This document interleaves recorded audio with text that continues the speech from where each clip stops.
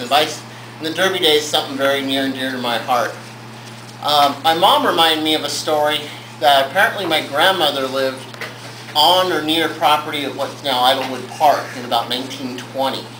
And I've mentioned this before to some of you, and I'm going to have to try to find the proof. I have a trunk full of my grandmother's stuff.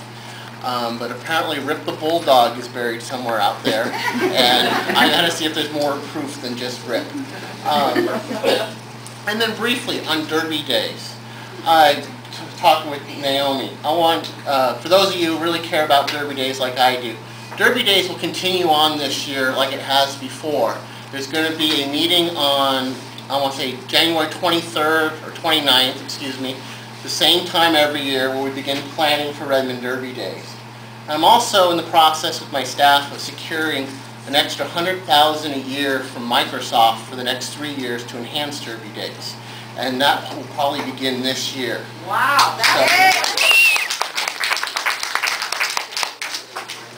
So these Derby Day enhancements are, like I said, the festival is near and dear to my heart.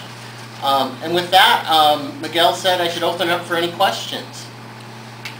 Well, in 2012 we have our 100th anniversary. I know it's a long way out, but in some ways, but it's also close when you think about how much logistics would have to go into that. Have you had any time to think about that, or do you have any first impressions about what? My first impressions is we probably need to start planning about 2009, and I'm thinking in terms of a year-long celebration. I believe our anniversary day is about January 30th or something to that effect, and so